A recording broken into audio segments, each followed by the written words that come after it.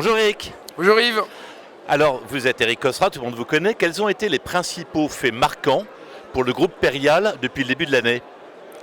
Alors tout d'abord, on a lancé 2 produits nouveaux, ce qui est quand même un double événement.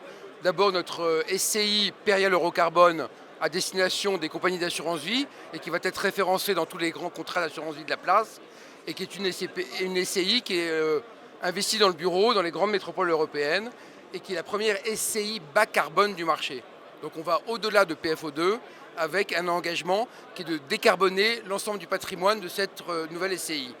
Et puis notre deuxième produit qui est une nouvelle SCPI qui s'appelle PF Hospitalité Europe et qui va être investie beaucoup plus dans des engagements sociétaux et investie dans un immobilier beaucoup plus proche des besoins de nos concitoyens, notamment en ce qui concerne l'éducation, la santé et tout ce qui concerne l'hospitalité.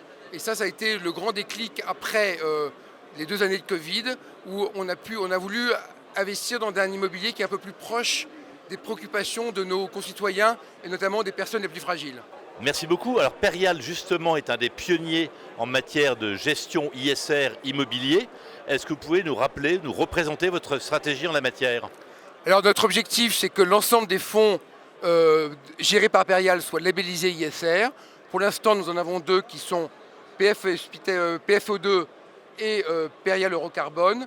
Et nous sommes en train de labelliser PF Grand Paris en labellisation ISR. Alors le label ISR est très important pour nous. Ce n'est pas un concept marketing, c'est simplement quelque chose qui est très ancré chez nous, puisque nous avions lancé PFO2 en 2009 avec une préoccupation environnementale très forte. C'est de faire de l'immobilier autrement et d'intégrer toutes les performances extra-financières. L'immobilier est un produit financier depuis 20 ans et avec succès, et on en est content. Mais l'avenir de l'immobilier, c'est aussi d'intégrer les performances extra-financières de demain. Et chez Perial, on est convaincu que les performances extra-financières d'aujourd'hui feront les performances financières de demain. Il n'y a pas de dichotomie entre les deux. Simplement, c'est que les deux sont ajustés, les deux sont mêlés. Et c'est comme ça qu'on perçoit l'immobilier et l'immobilier également du futur. Merci beaucoup Eric. Alors nous sommes aujourd'hui à Patrimonia. Vous avez eu l'originalité cette année de venir à Lyon en vélo. Vous avez fait 500 km pour une course, sponsorisée majoritairement par votre groupe. Est-ce que vous pouvez nous en dire 2 mots? Oui, alors effectivement, je suis parti lundi matin, donc à 7h du matin, et je suis arrivé donc mercredi après-midi, et on a fait plus de 500 km en vélo. Alors vélo, on peut vous dire que ça fait partie de notre tradition ISR, puisque c'est extrêmement vertueux sur le plan énergétique et de décarbonation, mais c'est aussi un engagement très fort, puisque on a couru pour une association qui s'appelle Les Petits Princes, avec laquelle nous travaillons depuis 5 ans, et qui vise à créer des rêves pour les enfants malades. Et donc Perial participait à hauteur d'un nombre de kilomètres à pouvoir donner un budget aux Petits Princes. Et puis il n'y a pas que moi qui a couru, puisque l'ensemble des collaborateurs Perial, il y avait un home trainer qui était installé dans la cafétéria de notre immeuble rue Guersan.